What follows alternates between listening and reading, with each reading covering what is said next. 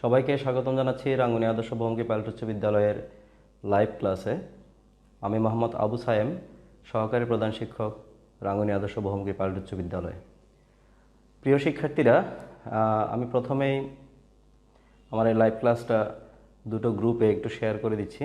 তোমরা ততক্ষণে যুক্ত হয়ে নাও এবং তোমাদের সহপাঠীদেরকে বলো যুক্ত হয়ে যেতে। আজকে আমি ন্যারেশনের চতুর্থ পর্ব নিয়ে আলোচনা করব। আমরা গতদিন ল্যাটের একটা ফাংশন আমরা দেখাতে পারিনি সময়ের অভাবে, সেটা আজকে শুরুতেই করে দিচ্ছি। অর্থাৎ ইম্পারেটিভ সেন্টেন্সে ল্যাটের যে ব্যবহার, ইম্পারেটিভ সেন্টেন্স কিন্তু ল্যাট দিয়েও শুরু হয়। তো সেই ক্ষেত্রে ল্যাট দিয়ে দুই ধরনের বিষয় এখানে অবতারণা হয়। প্রথমত এটা প্রস্তাব বোঝায়, আবার প্রস্তাব ব্যতীত সাধারণ কথাও বুঝিয়ে থাকে। সেটাকে আমরা সহজে মনে রাখার জন্য দুইভাবে ভাগ করি, একটা হচ্ছে প্রস্তাব আর একটা হচ্ছে অনুমতি। তাহলে ল্যাট দ্বারা কখন প্রস্তাব বুঝাবে, কখন অনুমতি বুঝাবে, সেটা আমরা একটু দেখে নেব। ল্যাটের পরে যদি আস থাকে তাহলে সেটা হচ্ছে প্রস্তাব, অর্থাৎ আমরা এটাকে ইংরেজিতে প্রপোজাল বলি। আর ল্যাটের পর আস ব্যতীত অন্য অবজেক্ট, যেমন সেটা হতে পারে মি, সেটা হতে পারে হিম, হার, ড্যাম, এরকম একটা না একটা অবজেক্ট, তবে এই আসটা বাদ দিয়ে। তাহলে এই ক্ষেত্রে আমরা এটাকে মনে রাখার সুবিধার্থে এটাকে আমরা একটা নাম দিচ্ছি অনুমতি বুঝালে। তাহলে একটা হচ্ছে প্রস্তাব বুঝালে, আরটা হচ্ছে অনুমতি বুঝালে। এখন প্রস্তাব বুঝালে আর অনুমতি, অর্থাৎ ল্যাটের ফাংশনটা কিন্তু তোমার একটু ব্যতিক্রম হয়ে থাকে। যখন ল্যাট দ্বারা সেন্টেন্স হয় তখন এটার ইনডিরেক্ট স্পিচটা আমরা যে গতদিন যে নিয়মগুলো দেখিয়েছিলাম সেই নিয়মের চেয়ে একটু ব্যতিক্রম হয়। আবার ওই নিয়ম অনুসারেও কিন্তু করা যায়, আমি দুটোই দেখাচ্ছি। প্রথমে যেটা করতে হবে, রিপোর্টিং ভার্বটা এই জায়গায় হবে প্রপোজ। কেমন? অর্থাৎ প্রস্তাব বুঝালে, যে তার মানে হচ্ছে ল্যাটের পরে যদি আস থাকে তাহলে রিপোর্টিং ভার্বটা আমরা ব্যবহার করব প্রপোজ। আর যদি সেটা প্রস্তাব না বুঝায় তাহলে আমরা রিপোর্টিং ভার্বের জায়গায় ব্যবহার করব সে অথবা টেল। ওকে, এরপরে দেখো এখানে কমা ইনভার্টেড কমার পরিবর্তে কমা ইনভার্টেড কমার যে জায়গা, সেই জায়গাটাতে এখানে আমরা ব্যবহার করব দ্যাট। এখানে আমরা কি ব্যবহার করব? দ্যাট ব্যবহার করব। এখানেও সেম হবে, অর্থাৎ আমরা বলছি কি ডু মানে একই, অর্থাৎ এখানে কমা ইনভার্ট কমার জায়গায় আর এখানে কমা ইনভার্ট কমার জায়গায় একই হবে। এরপরে রিপোর্টেড স্পিচের সাবজেক্টের পর শুড এই মোডাল অক্সিলারিটা ব্যবহার করবে। রিপোর্টেড স্পিচের সাবজেক্টের পরে কি ব্যবহার করবে? এখানে, অর্থাৎ যেখানে প্রস্তাব বুঝাবে সেই জায়গায় শুড ব্যবহার করবে। আর এই জায়গায় দেখো রিপোর্টেড স্পিচের সাবজেক্টের পর কি ব্যবহার করবে? মাইট ব্যবহার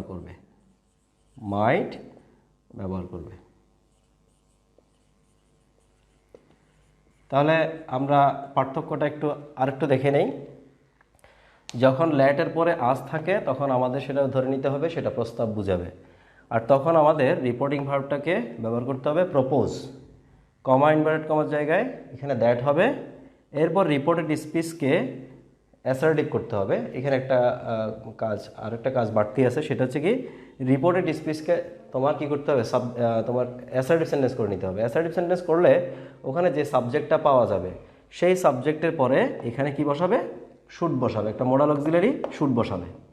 আর যদি আস এই অবজেক্টটা না থেকে অন্য কোনো অবজেক্ট থাকে তখন সেটাকে আমরা অনুমতি অর্থে ধরে নেব। তখন রিপোর্টিং ভার্বটা হবে সে অথবা টেল। আর এখানে যথারীতি কমা ইনভার্ট কমার জায়গায় দ্যাট হবে। আর এই জায়গায় এসে রিপোর্টেড স্পিচের সাবজেক্টের পরে মাইট বসবে। তাহলে এখানে বসবে শুড আর এখানে বসবে মাইট। আমি দুটো উদাহরণ দেখাচ্ছি তোমাদেরকে। আমি এগুলো একটু মুছে দিচ্ছি। এখানে এখন তোমরা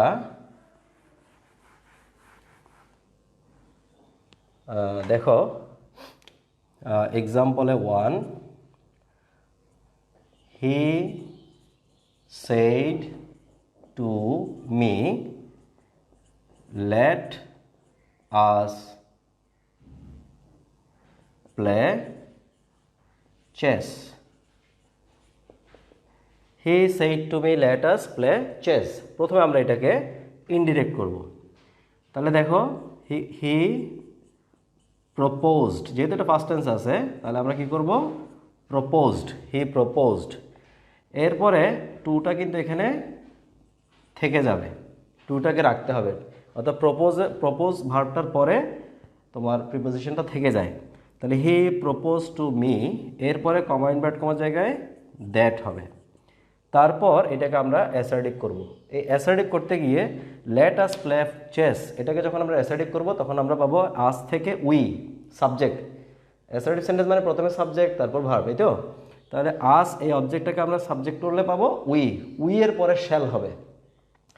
ইম্পারেটিভ সেন্টেন্সকে যখন তুমি অ্যাসার্টিভে রূপ দেবে তখন সাবজেক্টের পরে শ্যাল বা উইল বসাতে হবে। তাহলে উই এর পরে শ্যাল বসবে, তারপর play chess, we shall play chess. তাহলে এইখানে আচ্ছা এবার আসো উইটা ফার্স্ট পারসন না, উই ফার্স্ট পারসন এবং এটা হচ্ছে নমিনেটিভ কেস। তাহলে আমাদের নিয়ম অনুসারে এটার পরিবর্তে কী বসবে, রিপোর্টিং ভার্বের সাবজেক্ট। এখন দেখো উইটা হচ্ছে প্লুরাল নাম্বার, তাই না? উই যেহেতু প্লুরাল নাম্বার তাহলে এই যে রিপোর্টিং ভার্বের সাবজেক্ট যেটা আছে হি, সেটাকে প্লুরাল করতে হবে। প্লুরাল করলে আমরা কি পাবো, প্লুরাল করলে আমরা পাবো দে। এখন আমি এখানে যে দেটা লিখলাম অ্যাকচুয়ালি এখানে দে হবে না। কেন হবে না? কারণ এই জায়গায় দেখো রিপোর্টিং ভার্বের অবজেক্টের মধ্যে একটা ফার্স্ট পারসন আছে, তাই না? ইয়েস, যদি রিপোর্টিং ভার্বের সাবজেক্ট এবং অবজেক্টের মধ্যে কোনো একটা ফার্স্ট পারসন হয় তাহলে সেই ক্ষেত্রে উই এর পরিবর্তন করা যাবে না, উইটাকে রেখে দিতে হবে। এই জন্য আমরা এখানে নিয়ম ফলো করে পাচ্ছি দে, অর্থাৎ পার্সন পরিবর্তনের যে নিয়ম সে অনুসারে আমরা পাচ্ছি কিন্তু দে। বাট এখানে কথা হলো যদি রিপোর্টিং ভার্বের সাবজেক্ট এবং অবজেক্টের মধ্যে কোনো একটা ফার্স্ট পারসন থাকে, মানে আমি নিজে যদি এইটার সাথে সম্পৃক্ত থাকি, তাহলে সেক্ষেত্রে উইটা বহাল থাকবে, সেটা চেঞ্জ করা যাবে না। এই কারণে উইটা আমি চেঞ্জ করিনি। তাহলে এরপরে বসাতে হবে কি, শুড। অ্যাকচুয়ালি ওই শ্যাল থেকেই শুডটা আসে, শ্যাল থেকেই আমরা এখানে শুডটা বসাই। We should play chess. তাহলে দেখো তো ঠিক আছে কিনা আমার নিয়মের সাথে। প্রথমে আমি কি করলাম, সাবজেক্ট ভার্বটাকে চেঞ্জ করে প্রপোজ করলাম, কেমন? এরপর কমা ইনভার্ট কমার জায়গায় দ্যাট বসালাম। তারপর আমি এই সেন্টেন্সটাকে অ্যাসার্টিভ করলাম মনে মনে। অ্যাসার্টিভ করে আমি পাচ্ছি কি, উই শ্যাল প্লে চেস। এখন উইটা অপরিবর্তিত থাকলো। কি কারণে থাকলো? কারণ রিপোর্টিং ভার্বের সাবজেক্ট এবং অবজেক্টের মধ্যে আমরা একটাকে ফার্স্ট পারসন পাচ্ছি, সেই কারণে উইটাকে এখানে চেঞ্জ করা যায়নি। এরপর শ্যাল থেকে শুড আসলো, প্লে তারপর চেস। আচ্ছা, এরপরে আমরা ওই যে অনুমতি অর্থে একটা উদাহরণ দেখব। নাম্বার 1, এটার জন্য নাম্বার 1, আমরা যদি এটার সাথে হিসাব করি তাহলে এটা নাম্বার 2 হবে আর কি। Rima said to Sumi, let me go in। দেখো এখানে অবজেক্টটা কি, এখানে অবজেক্টটা হচ্ছে মি। তাহলে আমরা কি পাচ্ছি, রিমা টোল্ড সুমি। এটা আমরা সেইড টু রাখতে পারি চাইলে, রিমা সেইড টু সুমি সেভাবে রাখা যায়। আমরা ওখানে বলেছিলাম কি সে বা টেল যে কোনো একটা রাখা যাবে, তবে টেলটা আমরা কখন ব্যবহার করব, যখন সে এর পরে টু থাকবে তখন আমরা, অর্থাৎ অবজেক্ট যখন থাকে তখন টুটা থাকে, সেক্ষেত্রে আমরা টেলটা ব্যবহার করব। আর টেল ব্যবহার না করলেও সমস্যা নেই, এখানে সেইড টু রাখলে অসুবিধা হবে না। তাহলে রিমা টোল্ড সুমি দ্যাট। এরপরে দেখো লেট মি গো ইন, এটাকেও কিন্তু তোমার অ্যাসার্টিভ করে নিতে হবে। লেট মি গো ইন এটাকে যদি আমরা অ্যাসার্টিভ করি তাহলে পাবো অ্যাকচুয়ালি এখানে যখন আমরা এটাকে অ্যাসার্টিভ করতে যাব তখন এখানে এটা যেহেতু অনুমতি বোঝাচ্ছে, এটা কিন্তু অনুমতি অর্থে, সেই ক্ষেত্রে কিন্তু শ্যাল বা উইল নয়, এখানে মে ব্যবহার করতে হবে। তার মানে ব্যাপারটা এরকম, মে আই গো ইন, অর্থাৎ এই ধরনের একটা এক্সপ্রেশন কিন্তু এখানে প্রকাশ পায় যদি আমরা এটাকে সেভাবে চিন্তা করি আর কি। তো যে কারণে এই জায়গায় আমাদের মডাল অক্সিলারিটা চিন্তা করতে হবে মে। তার মানে মি থেকে পাচ্ছি I may go in, I may going. এই আই মে গোইন থেকে প্রথমে আমরা আইকে নিয়ে কাজ করব। আই হচ্ছে রিপোর্টিং ভার্বের আই, যেহেতু ফার্স্ট পারসন এবং সেটা নমিনেটিভ কেস, তাহলে তার পরিবর্তে রিমা বসবে। রিমা মানে রিমার প্রোনাউন অর্থাৎ শি, তাহলে এখানে হবে শি। এই জায়গায় একটু আর লিখে দিতে হবে। কেন লিখে দিতে হবে? কারণ রিপোর্টিং ভার্বের সাবজেক্ট এবং অবজেক্ট দুটো একটু খেয়াল করো, দুটোই থার্ড পারসন এবং দুটোই ফিমেল পারসন, দুটোই থার্ড পারসন, দুটোই ফিমেল।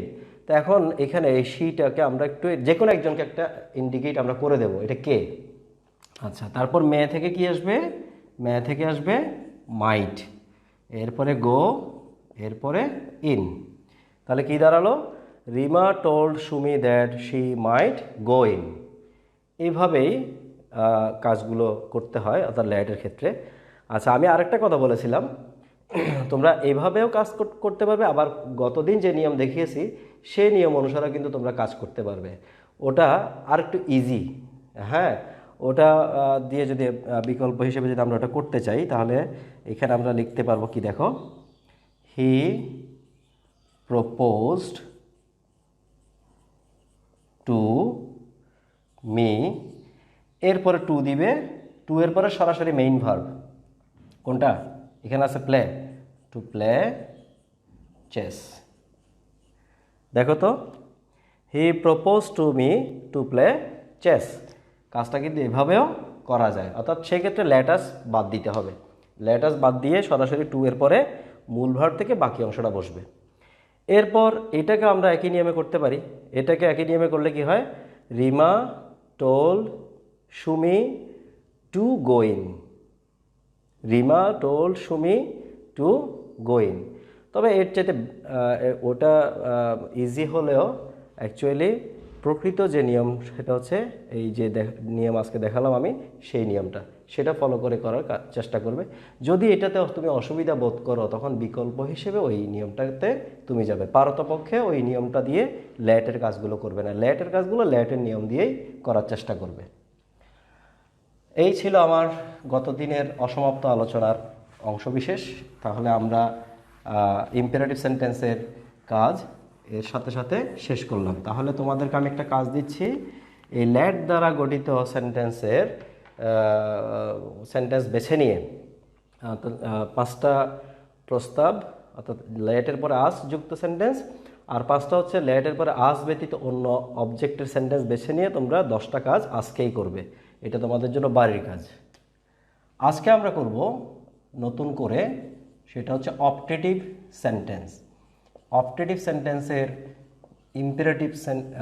ইনডিরেক্ট স্পিচ কীভাবে করতে হয় সেই বিষয়ক আলোচনা। অপটেটিভ সেন্টেন্স, প্রথমে আসি। অপটেটিভ সেন্টেন্স আসলে কোনগুলোকে আমরা অপটেটিভ সেন্টেন্স বলবো, বা আমরা দেখলে কিভাবে চিনবো যে এটা একটা অপটেটিভ সেন্টেন্স?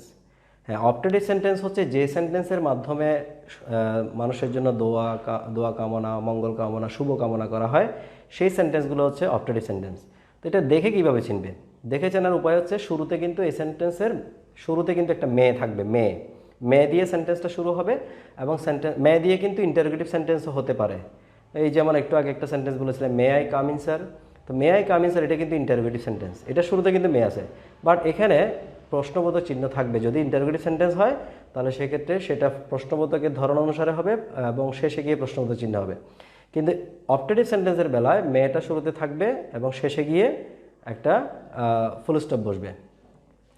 তারপর আমরা আরেক ধরনের সেন্টেন্স দেখতে পারি মে ছাড়া, অর্থাৎ সেই ক্ষেত্রে মেয়েটা কিন্তু উজ্জ্ব থাকে, অর্থাৎ মেয়েটা সরাসরি দেওয়া থাকে না। যেমন God bless you, God bless you এই সেন্টেন্সটার মধ্যে কিন্তু শুরুতে যে মেয়েটা থাকার কথা সেটা কিন্তু নাই, অর্থাৎ এটা পূর্ণাঙ্গ রূপটা এরকম, মে গড ব্লেস ইউ। তো অনেক সময় মেয়েটাকে উজ্জ্ব রেখে সেন্টেন্সটা থাকতে পারে। তো অর্থাৎ যদি সেটা দ্বারা আশীর্বাদ করা, মঙ্গল কামনা করা, শুভ কামনা করা বুঝায়, তাহলে সেটা হচ্ছে অপটেটিভ সেন্টেন্স। আর ফরমেশন অনুসারে আমরা বুঝবো কীভাবে? শুরুতে মেয়ে থাকবে এবং শেষে ফুল স্টপ থাকবে। তাহলে এই ধরনের সেন্টেন্সগুলোকে কিভাবে কাজ করবে তুমি? প্রথমে রিপোর্টিং ভার্বটাকে চেঞ্জ করে প্রে অথবা উইশ ব্যবহার করবে। কেমন? এখানে রিপোর্টিং ভার্বটা হবে প্রে অথবা উইশ। যদি অবজেক্ট থাকে, তাহলে অবজেক্ট থাকলে সেই ক্ষেত্রে একটা বাড়তি কাজ করতে হবে, প্রে ফর অথবা উইশ ফর, অর্থাৎ অবজেক্ট থাকলে এই কাজটা করবে, অবজেক্ট না থাকলে দরকার নেই। অর্থাৎ একটা ফর প্রিপোজিশন এখানে যোগ করে দেবে। তারপর কমা এবং ইনভার্টেড কমা এর জায়গায় হবে দ্যাট, এমন। এরপর রিপোর্টেড স্পিচকে যথারীতি অ্যাসার্টিভ করে ইনডিরেক্ট করতে হবে, ইনডিরেক্ট করতে হবে। এই তিনটা জায়গায় তোমাকে কাজ করতে হবে অবজেক্টিভ সেন্টেন্সকে ইনডিরেক্ট করার জন্য। প্রথমে কি করতে হবে, রিপোর্টিং ভার্বকে চেঞ্জ করে প্রে অথবা উইশ লিখতে হবে। আর যদি অবজেক্ট থাকে তাহলে সেক্ষেত্রে অবজেক্টের কারণে প্রেয়ের পরে অথবা উইশের পরে একটা প্রিপোজিশন ব্যবহার করবে ফর। কমা ইনভার্টেড কমার জায়গায় দ্যাট ব্যবহার করবে। তারপর রিপোর্টেড স্পিচকে অ্যাসার্টিভ করে এটাকে অ্যাসার্টিভে রূপান্তর করতে হবে। তারপর তুমি সেই অ্যাসার্টিভ সেন্টেন্সটাকে ইনডিরেক্ট করবে। আচ্ছা, আমরা এখন প্রয়োগ দেখব একটা সেন্টেন্সের মাধ্যমে। যেমন father said to me, may you shine in life. Father said to me, may you shine in life. দেখো এটা একটা optative sentence, may you shine in life, may you shine in life। আচ্ছা, প্রথম কাজটা কি? প্রথম কাজটা হচ্ছে রিপোর্টিং ভার্বটাকে চেঞ্জ করা। এখানে আমরা ফার্স্ট টেন্সে পাচ্ছি, তাহলে প্রে বা উইশ যেটাই ব্যবহার করি না কেন এটাকে ফার্স্ট টেন্সে রাখতে হবে। আমরা প্রে ব্যবহার করলাম, প্রেইড। ফাদার প্রেইড, যেহেতু অবজেক্ট আছে তাহলে ফর ব্যবহার করতে হবে, for me. Father prayed for me that, কেমন? এরপরে may you shine in life, এটাকে অ্যাসার্টিভ করতে হবে। কিভাবে অ্যাসার্টিভ করবে? এই অক্সিলারি ভার্বটাকে সাবজেক্টের পরে বসাবে, সাবজেক্টের পরে বসালে এটা অ্যাসার্টিভ সেন্টেন্স হয়ে যাবে। তার মানে you may shine in life, you may shine in life. এবার এটাকে তুমি ইনডিরেক্ট করবে। প্রথমে ইউকে চেঞ্জ করো, ইউ এর পরিবর্তে হবে I.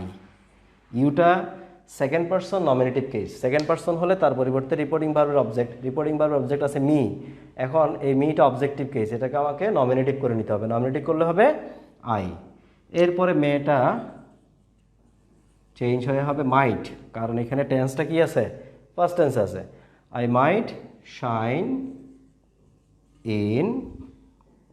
In life. Father prayed for me that I might shine in life. এটাই হচ্ছে তোমার এই ডিরেক্ট স্পিচের ইনডিরেক্ট রূপ।